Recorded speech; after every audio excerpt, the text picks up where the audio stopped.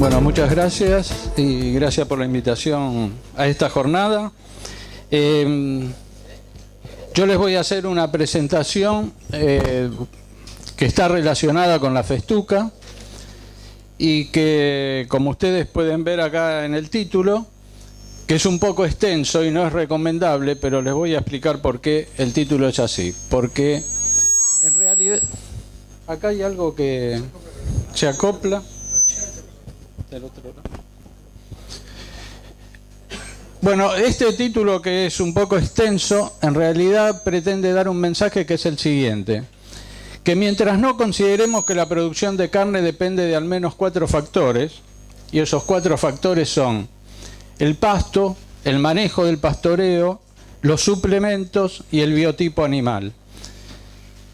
Y justamente es en ese orden y considerando los 4 cada vez que sea necesario. Justamente acá estamos en la sociedad rural y en la exposición, donde el biotipo animal es muy importante y es un factor muy importante, pero que si no tiene los otros factores considerados antes, para la producción de carne especialmente, yo no voy a hablar nada de la producción de leche, aunque algunas cosas podrían ser similares, porque bueno, la producción de leche también va por un camino diferente, intensificándose en forma bastante diferente a la ganadería de carne, que mantiene una situación más o menos estable con el pasto, el manejo del pastoreo y el manejo de los suplementos. Y bueno, y todo eso, mientras no consideremos que la producción de carne depende de al menos 4 factores, estaremos manteniendo el statu quo de los últimos 50 años. ¿Por qué digo de los últimos 50 años? No quiere decir que no haya evolucionado, pero evolucionaron algunas cosas y otras que están relacionadas con el pasto en realidad se mantienen o se hacen con otros elementos, inclusive con otras especies forrajeras diferentes a las que se hacía, y no se están aprovechando algunas que realmente son importantes para el pastoreo y que lo vamos a ver a lo largo de toda esta charla. Bueno, la finalidad de, entonces, aclarado eso del título y por qué esos 4 factores, primero vamos a analizar antecedentes de la difusión, manejo, selección de la festuca.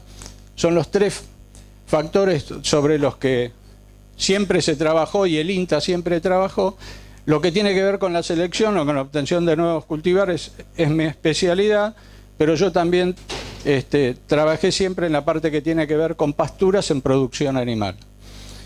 Bueno, y es para suelos ganaderos con y sin limitantes físico-químicas, porque si bien el título y lo que vamos a tratar tiene que ver con esas limitantes hacia donde hoy va la ganadería, en los antecedentes vamos a ver que hubo otros factores que se fueron dando y otros cambios durante estos 50 años, donde, por ejemplo, la festuca estaba también en terrenos que hoy son exclusivamente agrícolas. El segundo punto va a ser cómo se eligen los cultivares al comprar semilla, y voy a hacer una comparación con los cultivos agrícolas. Y el tercer punto son los nuevos cultivares en suelos con limitantes y la aplicación de prácticas agronómicas sustentables. Eso rápidamente y relacionándolo con lo que hoy pasa realmente con la ganadería, y con la ganadería donde se utiliza el pasto como un factor importante. ¿Ustedes se escuchan bien? Porque yo por ahí escucho un pequeño chillido. Bueno, vamos con el primero entonces: difusión, manejo y selección.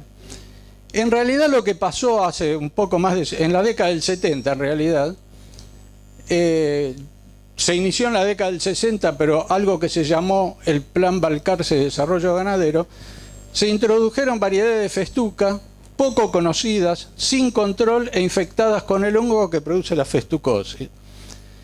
Todo eso hizo que se relegara la especie y se retrasara la difusión y su adopción. Hubo una época donde esto era mucho más visible que ahora. Ahora ya prácticamente esto no se toma en consideración, pero hubo una época donde la festuca tenía lo que se dice mala prensa justamente por esto. Esto en realidad se trajeron y lo contradictorio que siempre nos pasa a nosotros en todo, en la economía, nos pasó en la biología también.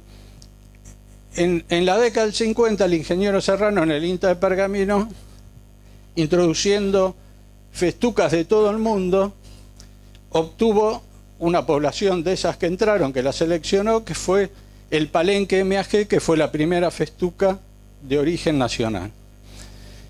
Estaba esa festuca y sin embargo en el plan Balcarce, en otro INTA no muy lejano, un Balcarce con respecto a Pergamino, hicieron todo esto del plan Balcarce, está bien apoyado por organismos internacionales, pero trajeron semillas de Estados Unidos. ¿Y cuáles trajeron? Las menos adaptadas y con festucosis. El Palenque MAG, esa variedad original de los años 50, desde el año 54 es en realidad, no tenía festucosis. O sea, no es la primera vez que nos pasan estas cosas, no solamente en la economía, sino también en la biología, o en lo que tiene que ver con esto. Y hace poco, unos 4 o 5 años, la provincia de Buenos Aires, para difundir y para apoyar con la Cámara de Semilleristas y demás, hicieron algo que quisieron darle semilla a los productores y en algunos casos le dieron los peores cultivares que estaban disponibles en ese momento porque son los que consiguieron más baratos. Inclusive algún importado que está descartado hace 50 años por los ensayos y que se sigue importando porque se lo vende a bajo precio. Bueno, en esas condiciones la festuca se difundió en suelos ganaderos con pocas limitantes e inclusive en suelos agrícolas, en los que hoy son exclusivamente suelos agrícolas, y que el agropiro se difundió en suelos ganaderos más limitantes y en los bajos salinos. Todo eso es de esa época, así fue. Y acá les voy a mostrar entonces un gráfico que es muy interesante del ingeniero Castaño de Balcarce, que hizo con lo que se llama la loma, la media loma y los bajos, dulces o alcalinos. Pero acá lo que le quiero mostrar más en detalle es, fíjense la alfalfa, y la alfalfa sigue estando en buenos suelos. Fíjense la festuca puede estar en estos suelos donde está la alfalfa o llegar hasta los bajos inclusive alcalinos. Bueno, lo mismo tenemos con el raigrás anual, pasa algo parecido. Y lo típico del agropirus melilotus y lotus tenuis, que son las especies que siempre estuvieron consideradas para acá. Justamente por eso que le dije de la festucosis, la festuca no tuvo el mismo éxito, sí en las lomas y medias lomas, en la década del 50, 60, 70, inclusive 80, y no acá, donde realmente también es una especie que está adaptada. No todas las festucas, pero buena parte de las festucas están adaptadas. Lo mismo pasa con el agropiro. Hay agropiros mucho mejor adaptados a estas condiciones que otros. Entonces, le quería traer este gráfico porque parte de lo que les dije en la transparencia anterior se refleja muy bien acá. Y ahí están todas las especies forrajeras. Y otra cosa que les quería decir de estas especies... es que, por ejemplo, el Phalaris desapareció, una especie que era muy prácticamente, y hoy no hay semillas de Phalaris. Bueno, el raigrás perenne es más para el sur de la provincia de Buenos Aires, y lo mismo pasa con el trébol rojo, el pastobillo, están en vía de desaparecer. La cebadilla, que es muy buena y se sigue vendiendo, y es la especie que más semillas forrajeras se vendía en cantidad de kilos, si bien todavía sigue siendo importante, pero fíjense para dónde va, entonces... Mucho de donde estaba la cebadilla o la alfalfa con la festuca, hoy están los cultivos agrícolas. Bueno, los nuevos cultivares festuca en la ganadería. Bueno, existe evidencia, esto lo venimos viendo nosotros, con justamente lo que les dije, este cultivar de festuca que todavía era Ministerio de Agricultura, por eso se llama el Palenque MAG, del año 54, presentan derivados de esta variedad, que es con la que trabajamos después nosotros, es la base de todo nuestro trabajo, que se comportan bien con limitantes edáficas, básicamente pH elevado, suelo alcalino, alcalinos sódicos y anegamientos transitorios. Bueno, algunas de esas nuevas variedades, lo vamos a ver un poquito más en detalle, se adaptan a esas condiciones son libres de festucosis, compiten en el potencial de producción con agropiro en condiciones salinas limitantes, con el que tienen ventaja de producción, calidad y manejo más simple. La festuca se sabe desde siempre que estas tres características las tiene, o sea, la producción total a través del año, la calidad y el manejo más simple es algo ya conocido desde hace muchos años. Sin embargo, por lo que hablamos al principio, no tuvo la difusión que tuvo el agropiro en esas condiciones. El problema es que la agriculturización nos llevó a que ahora lo único que nos queda es esa parte del bajo y no de la loma. Bueno, los nuevos cultivares de festuca en la ganadería, nosotros por una condición que se dio, que lo hicimos en el año 2008, donde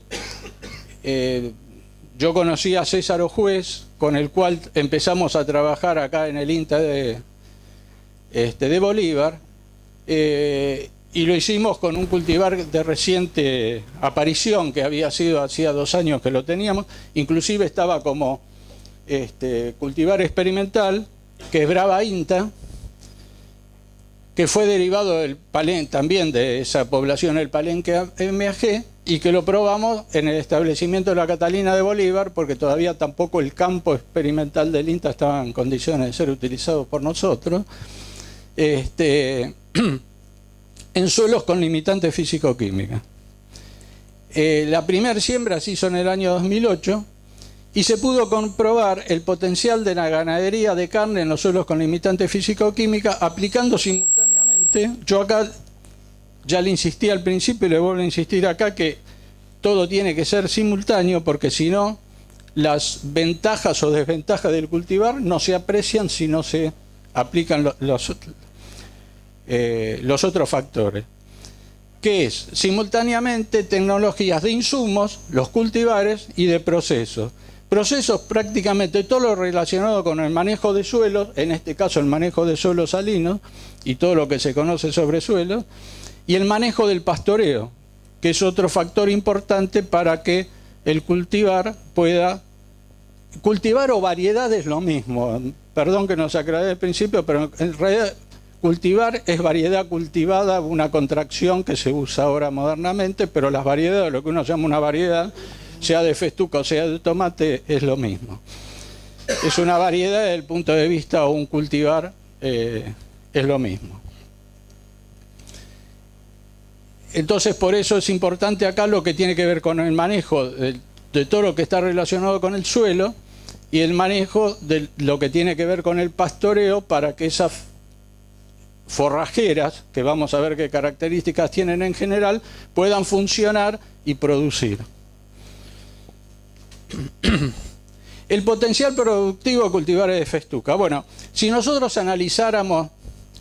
Yo sé que acá puede haber un ejemplo, yo generalizo, hay casos donde todo esto, inclusive hay gente que tiene pastizales naturales que los ha recuperado y que funcionan bien, y otros casos donde hay pasturas cultivadas donde están muy bien manejadas, pero en el promedio o en general cuando uno inclusive va por la ruta lo puede ver,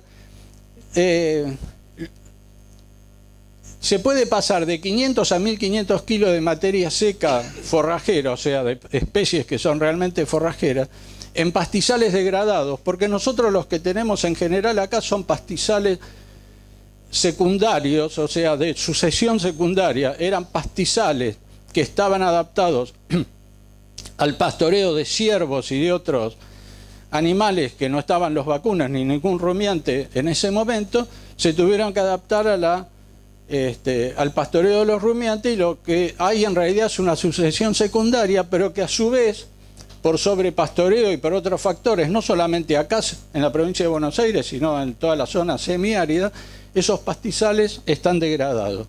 En general están degradados, y entonces producen eso, y muchas de las especies que están en ese pastizal no son forrajeras, son invasoras no forrajeras, con lo cual por eso a veces son solamente 500 kilos y a veces puede llegar a los 1500. Bueno, de eso se puede pasar a 5000 kilos de pasto de mayor calidad nutritiva con pastura de festuca. Yo acá estoy hablando de festuca, esto también se puede conseguir con alguna otra especie, según en qué tipo de suelo y según el gráfico que le mostré hasta donde llegaba. A lo mejor parte de eso se podía hacer también con el Phalaris, pero Phalaris prácticamente es una especie que hoy no hay oferta de cultivares. Así que por eso lo que yo lo centro en la festuca es porque, bueno, porque estoy hablando de festuca, pero también se podría dar con otra forrajera. Bueno, el pasto, ya que hablamos de pastura y de pasto, es el alimento más barato de los alimentos disponibles para los rumiantes. O sea, si nosotros tenemos inclusive un pastizal natural bien manejado o una pastura bien manejada, el precio del kilo de materia seca que producimos con el pasto es más barato que un rollo o que un heno, digamos, sea rollo, sea fardo, que un silaje, que está muy cerca también.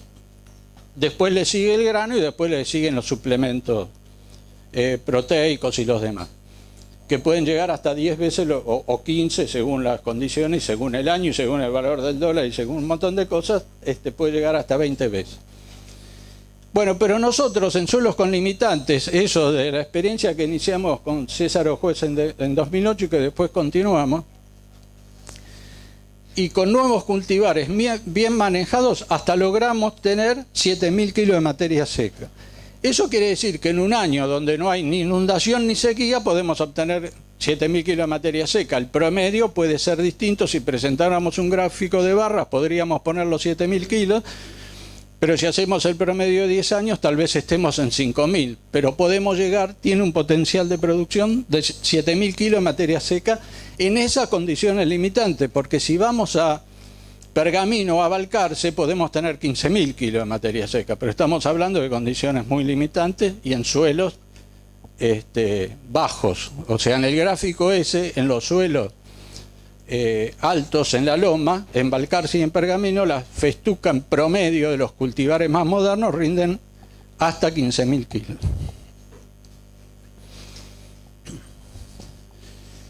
Bueno, manejo de cultivares de festuca. La implementación de sistemas de pastoreo acordes al ambiente y a la producción del potrero, eso es lo importante que tenemos que tener acá en cuenta porque estamos en potreros complicados desde el punto de vista agronómico, complementados con la fertilización ajustada al óptimo económico, logran eficiencia, se evita la contaminación ambiental, se contribuye a la sustentabilidad, ya que se mejora la condición edáfica como consecuencia de acumulación de mantillo o de cobertura o cobertura y mantillo, o sea, dejamos un remanente y a su vez queda un mantillo que es todas las hojas secas que se van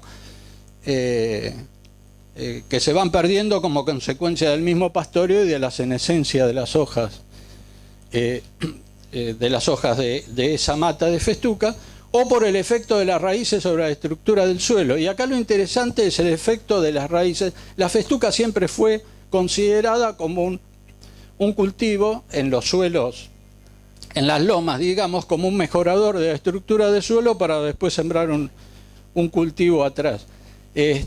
Bueno, lo que tenemos que considerar acá, que aparte de que mejora la estructura, si esos 500 a 1.500 kilos los llevamos a 3 o 4 veces, es igual a tener 3 o 4 veces más de raíces que mejoran mucho la estructura del suelo y no solamente la estructura, sino que colabora mucho con la salinidad y con el problema que hay de la sal en superficie por falta de materia orgánica y que entre el mantillo y las raíces contribuye bastante a mejorar ese suelo y hacerlo más permeable y más productivo.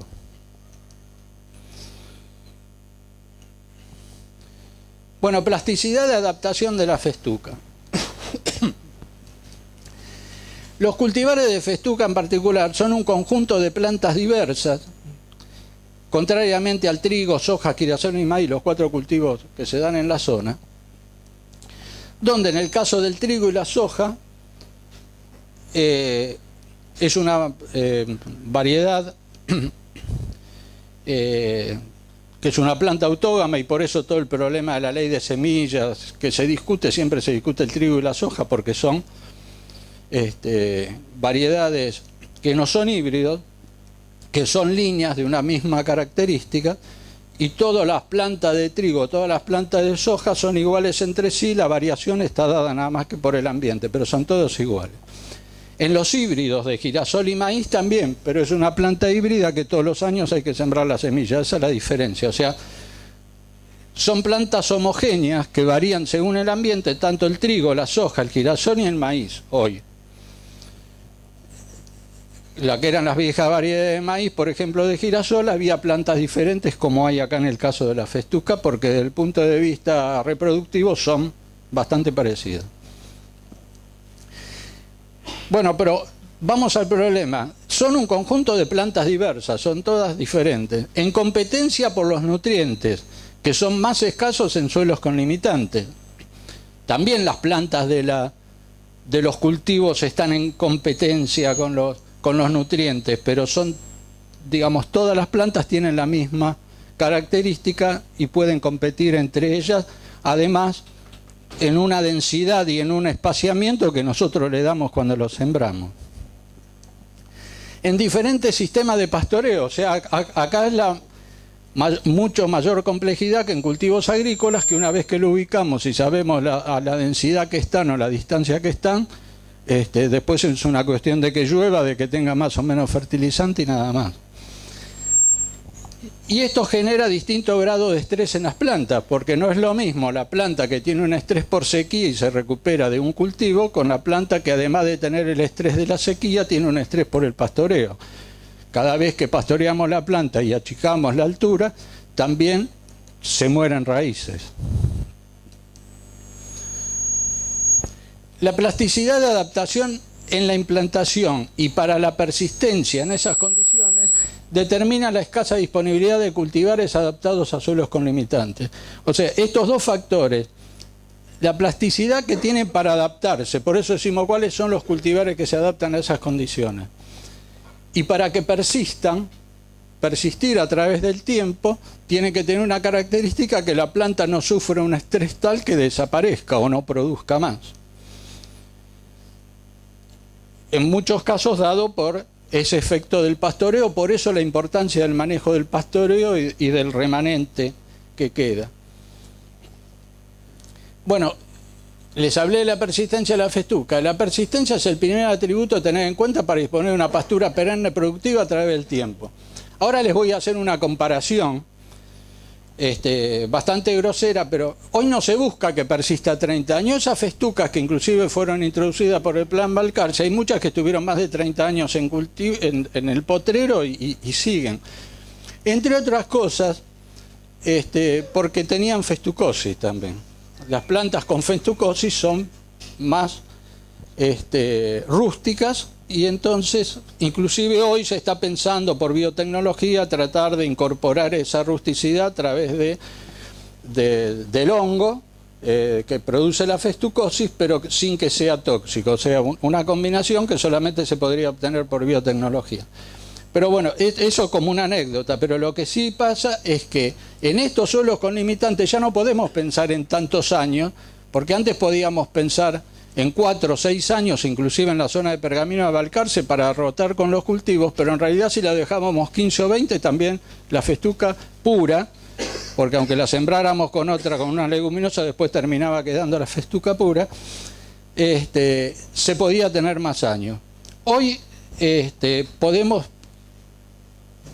pensar que en suelos con limitantes 4 años, y en esos 4 años pueden tener inclusive alguna inundación o alguna sequía, con lo cual eso puede variar según el periodo, de que llegue apenas a 4 años, que llegue a 8 o 9 años.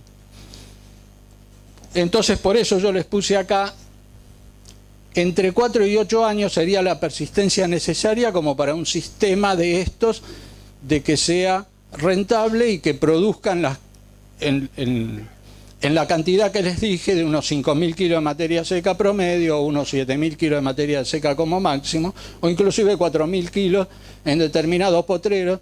Acá tenemos que considerar otra cosa, que en esos bajos los potreros no son homogéneos, así que es un promedio de lo que produciría un potrero promedio. Con lo cual esos promedios de producción, que pasa lo mismo en el pastizal natural, es menor también en esta pastura cultivada.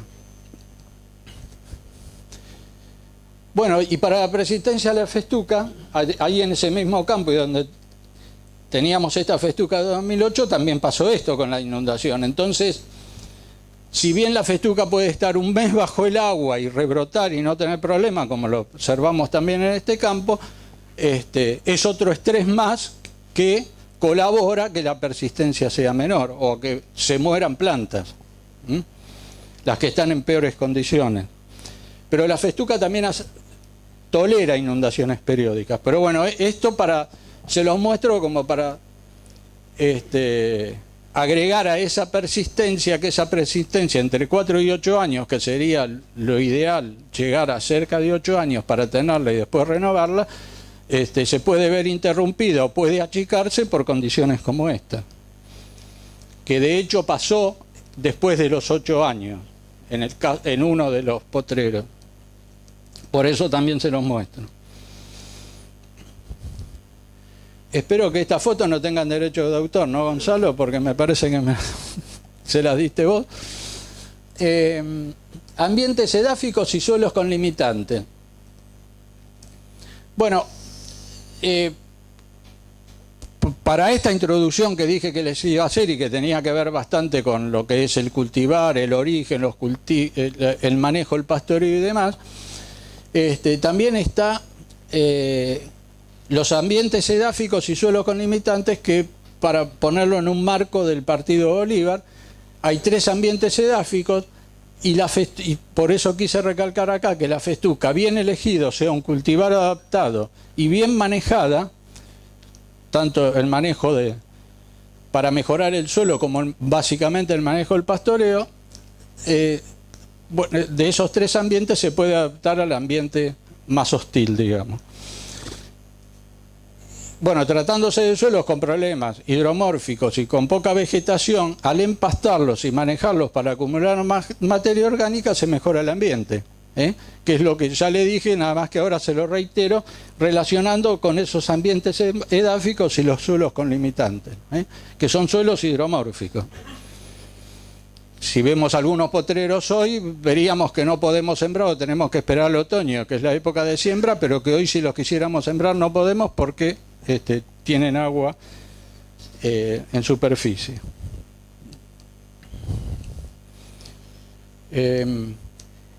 Ambientes limitantes y selección de los nuevos cultivares. Bueno, yo les dije también que a partir de esa población original del Palenque Meajé y de lo que hicimos con los nuevos cultivares, nosotros necesitamos ver cuáles son esos ambientes para hacer selección de plantas que den origen a nuevas variedades con esas características que nosotros queremos. Entonces, los ambientes limitantes, acá un repaso muy rápido. Existen 3 tipos de suelo que afectan el desarrollo de cultivos forrajeros en los sistemas ganaderos actuales, que son los salinos alcalinos y los salinos sódicos.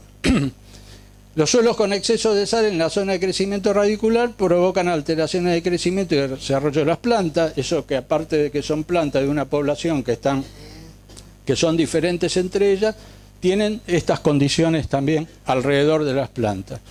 Los salinos alcalinos condicionan deficiencias nutricionales y un estrés similar al que le produce la sequía y en parte la inundación. Los suelos con elevado contenido de sodio están asociados a un pH que supera el valor de 8,5. Todas las pruebas que estamos haciendo y la selección que estamos haciendo actualmente, inclusive con una tesis de posgrado, para seleccionar esas plantas y para conocer mejor su comportamiento, son todas con los potreros y los ensayos se hacen en todos los lugares donde el pH es 8,5 más o inclusive 9 o 9,2. O sea, son muy alcalinos. Y de los 3 tipos de suelo, el salino sódico es el más perjudicial para el desarrollo de las plantas, que es parte de lo que estamos trabajando. Por eso acá nuevamente les traje otra vez este gráfico. La clasificación anterior tiene que ver con esto, con los bajos. Y los más extremos tienen que ver con lo que se llama el bajo dulce o alcalino, justamente el que se llama alcalino.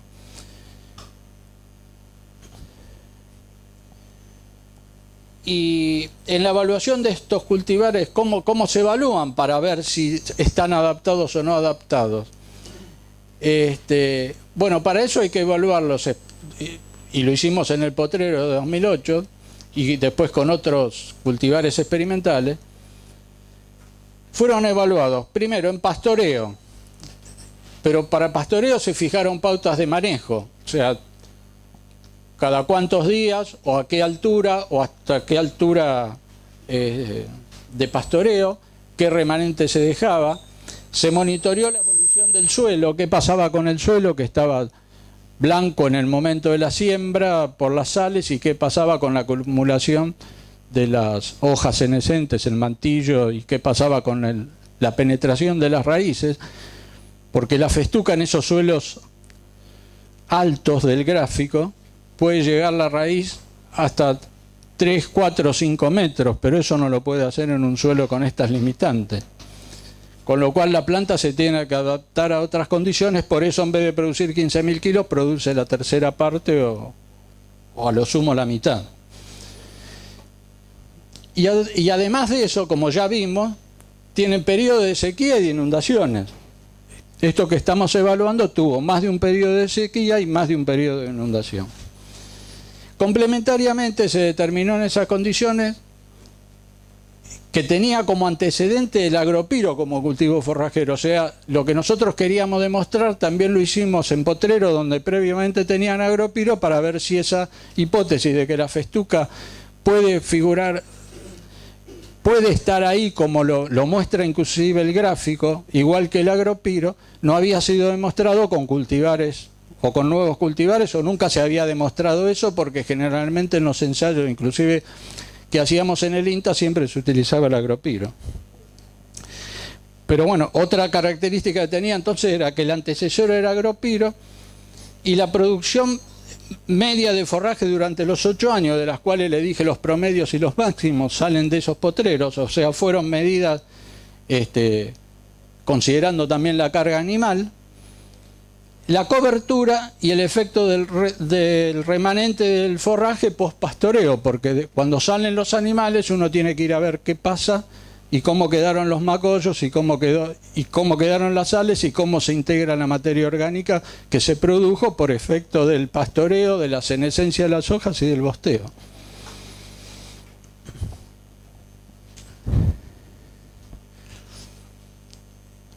Bueno, y una vez que hicimos todo eso, lo que necesitamos es seleccionar nuevas plantas en esas condiciones después de 8 años para ver cuáles son las características que nos podrían permitir conocer mejor el tema, pero a su vez elegir plantas que pueden ser las plantas madres de un nuevo cultivar más tolerante a estas condiciones.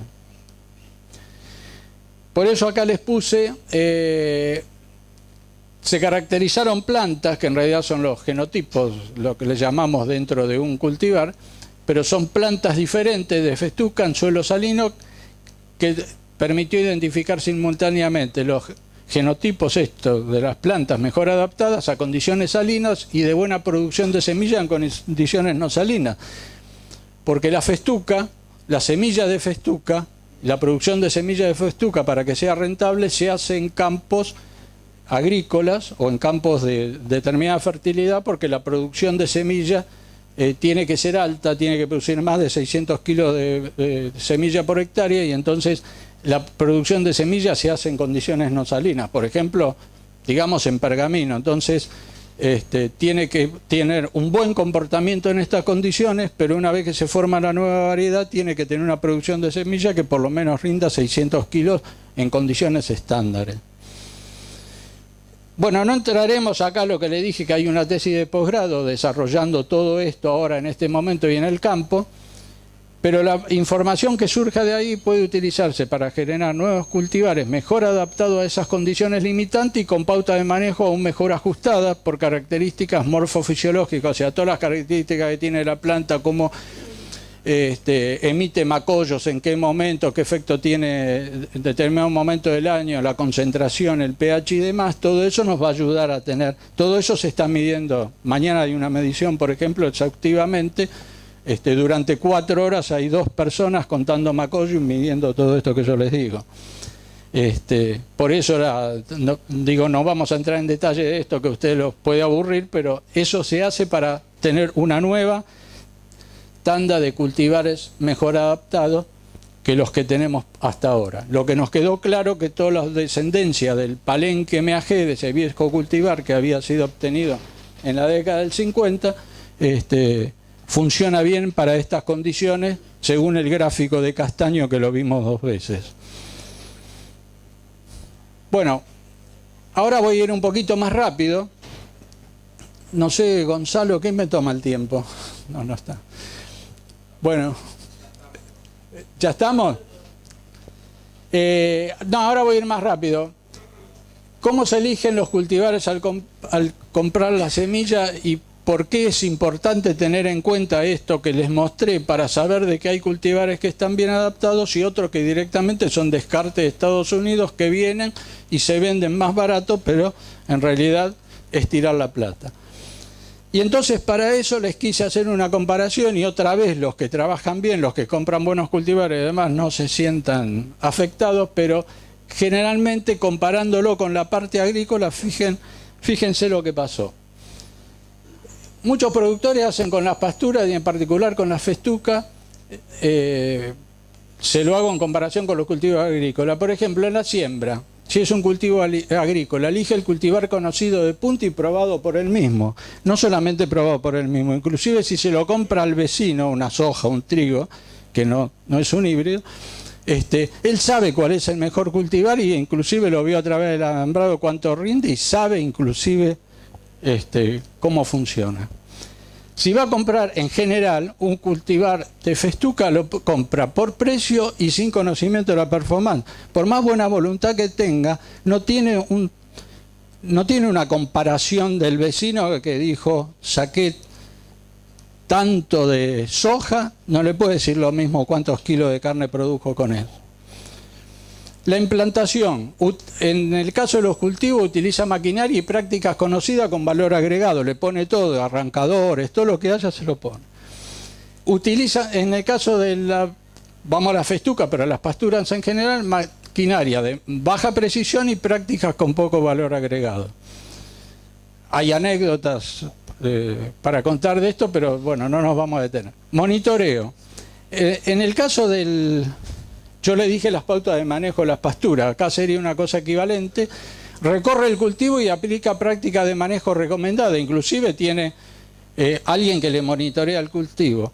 En la pastura, ¿qué hace? Espera a que la pastura alcance la altura de cobertura recomendada, o no, porque si tiene una situación crítica no lo espera en ese momento y comienza un pastoreo, en general de baja eficiencia. Porque si lo tiene que adelantar y tiene una sobrecarga, es baja la eficiencia, está bien, comen todo, pero la pastura después no se recupera. En la cosecha, muestrea, decide cosechar, está presente en la cosecha, pesa y pesa, le puso, o sea, sabe todo.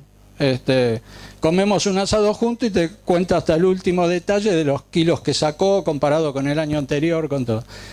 Si es en el caso de la pastura, alguien que generalmente no es el mismo productor, revisa, hace pastorear, inclusive hasta antes por necesidad, como le dije acá, no pesa, no mide y sigue en el lote o no. Y en el sigue en el lote o no depende de lo planificado que tenga y si tiene otro lote donde ir. Y si no tiene otro lote donde ir, lo deja en el mismo lote. Por eso les digo y les dije lo del título y lo extenso, que si no tomamos todo en consideración, es inútil o no tener considerar el nuevo el cultivar que va a elegir. Y en la venta sabe costos, precios, calcula el margen bruto, el margen neto. En el caso de la pastura, imagina costos y según categorías calcula y especula para vender o retener, sin saber si el cultivar elegido produjo de acuerdo al potencial o condiciones climáticas. No quiere decir que esté haciendo algo que está mal, porque con eso toma una decisión, vende, pero no sabe, como en el caso del cultivo, cuál es la diferencia entre un cultivar y el otro. Pero en el mismo sistema ganadero sabe cuánto grano o rollo le dio como suplemento.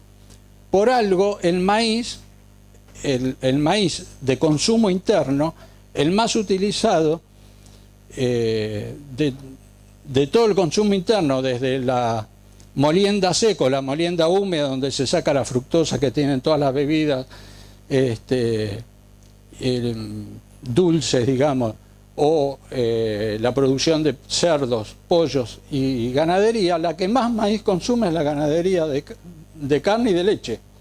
O sea, son las vacas los que más maíz comen del consumo interno, el resto lo de exportación, pero no consumo. Y eso es porque normalmente con esas pasturas, inclusive cuando estaban en los altos, en las partes altas del terreno, siempre se le daba un suplemento de 2 o 3 kilos de grano como suplemento de la pastura para poder manejar mejor la pastura. Y si no, el caso del rollo o la compra de rollos externos cuando no tiene pasto.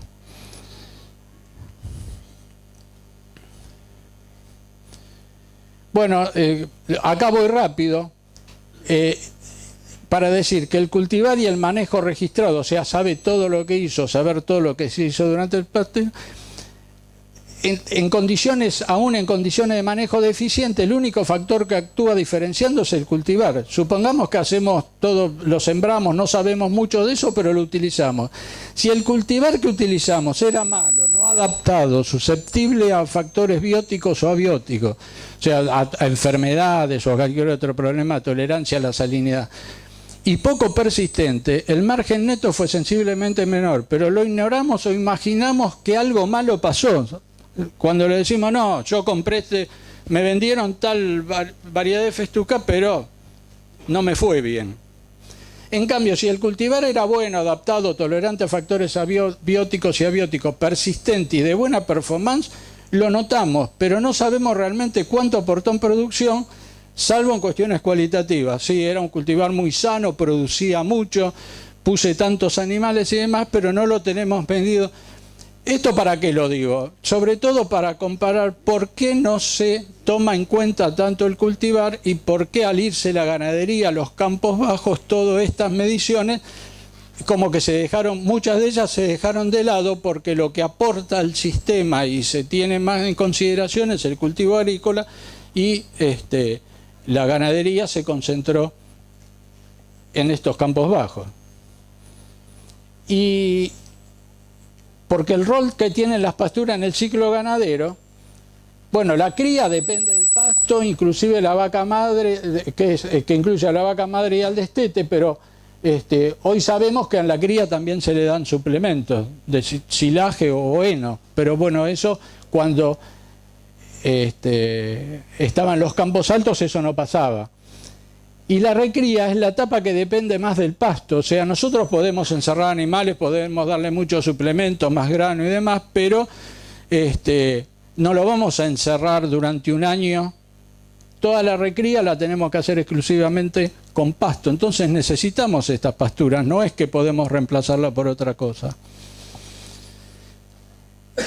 Y después está el tema suplementación de las pasturas, que yo no voy a entrar acá, pero la suplementación de las pasturas ayuda a manejar mejor la pastura. Si nosotros tuviéramos suplementación programada que le podemos dar, la pastura puede ser mejor manejada. Y el último punto ahora, los nuevos cultivares en suelos con limitante y la aplicación de práctica agronómica, acá rápidamente, esta es la transparencia importante. Los pilares para manejar el pastoreo. ¿Cuáles son? Primero, que haya más pasto con variedad de festuca probada y adaptada. Y pocas festucas están adaptadas a nuestras condiciones limitantes. Porque la festuca, inclusive hasta hace 10 años, se la estudiaba para los campos altos. Que la pastura sea manejada racionalmente y dejando remanente de forraje que genere cobertura. Cobertura tanto en materia orgánica como que quede remanente de la mata de festuca para que se recupere más rápido, para que no pierda tantas raíces y para que siga explorando el suelo. Tercero, que se permita un crecimiento vigoroso y exploratorio de las raíces para que aumente la producción y la persistencia de la festuca, como ya explicamos. Y cualquiera de los 3 pilares que no se consideren, ¿Sobre qué atentan? Sobre la producción de pasto y por ende la sustentabilidad técnico-económica. Y lo que les dije, la suplementación estratégica, cuando le mostré la cría y la recría, en realidad la suplementación estratégica, que está referida a distintas variantes de utilización de granos, heno, silaje, y que cada uno lo puede hacer en distintas combinaciones y que casi todos conocen muy bien. Y como les dije, el grano de maíz es en el sistema donde más se utiliza el maíz, en el consumo interno del maíz, ayuda a la sustentabilidad técnico-económica mencionada. ¿Por qué? Porque evita el sobrepastoreo y el mal manejo. Y nosotros dijimos que un nuevo cultivar, un cultivar que sabemos que funciona bien, sobrepastoreado, mal manejado, no rinde lo que tiene que rendir. Por eso la importancia de la suplementación estratégica con cualquiera de estos tres productos, aunque les dije que como les dije antes, la pastura el pasto lo más barato, le sigue el silaje, el heno y los granos. Dependen también de la calidad que tengan. Un heno puede ser muy malo o puede ser muy bueno, pero el precio, considerándolo a igual digestibilidad, digamos, el orden es pasto, silaje, heno y grano en el costo. Bueno, y la reflexión final y conclusión. En suelos con limitantes, los que quedaron a la ganadería, porque esa es la realidad hoy, todo ese gráfico de la loma y media loma, prácticamente hoy hay muy pocas pasturas o no hay pasturas. Pero en estas condiciones limitantes se puede triplicar la producción promedio actual solo con cultivares y manejo del pastoreo, considerando el ambiente edáfico. O seguir haciendo lo mismo que en los últimos 50 años con parches diversos que resultan pastizales degradados, pastura degradada y utilización de suplementos en exceso. Esto es justamente para aquellos que esos parches son un exceso básicamente en la utilización de grano o en la utilización de silaje o en la utilización de heno, muchas veces de menor calidad de la que uno quisiera o que piensa que debería tener para esas condiciones. Bueno, así que esto es todo. Muchas gracias.